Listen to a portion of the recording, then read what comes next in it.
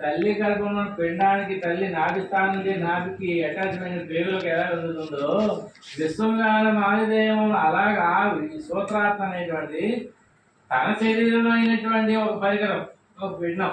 అలాగే విశ్వం అంతా కూడా సూర్య చంద్ర నక్షత్ర నవగ్రహం సమస్తం అంతా విభిగా సంపాదించారు. ఇదంతా సగుణ రూపమైనటువంటి విశ్వం. ఈ విశ్వానికి నిరాకార రూపమైనటువంటి బ్రహ్మం అఖండ స్వరూపం 3 వంతులు పాదోత్సవ విశ్వభూతాన్ని త్రిపాదాశ్రామంలో అమ్ముతుంది. ఒక భాగమే విశ్వంగా మారింది.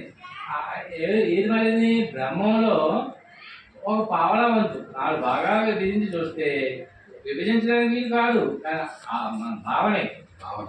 అందులో ఒక భాగమే 4 భాగాల్లో ఒక భాగమే విశ్వంగా మారింది. కాబట్టి ఈ స్థూలంగా మారినటువంటి సూక్ష్మ రూపం నుంచి స్థూలంలోకి ప్రసరిస్తున్న శక్తి ఇదే సూత్రాత్మగా సూర్యుడు ప్రకాశిస్తున్నా, చంద్రుడు వెలుగుతున్నా, చలదానం ఇస్తున్నా, నక్షత్రాలు ప్రకాశిస్తున్నా, నవగ్రహాలు పనిచేస్తున్నా, పంచభూతాలు పంచాధిష్టానాలు పనిచేస్తున్నా, ఎన్నో జీవోపాలు పనిచేస్తున్నా, సముద్రాలు జంటాలు రావాలన్నా, నదులు ప్రవహించాలన్నా, పర్వతాలు ఎదగాలన్నా, ఏం చేసినప్పుడు కూడా ఆ శక్తి కానీ అందకపోతే కనుక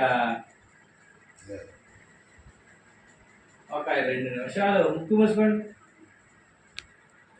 ఒక 4 రోజులు వర్షాలు పడి 4 రోజులు 5 రోజులు వర్షాలు పడి సూర్యుడు కనపడకపోతే ఈ ప్రపంచం ఏం కమ్ము కొడుతుంది, అంటు రోగాలు వచ్చేస్తాయి.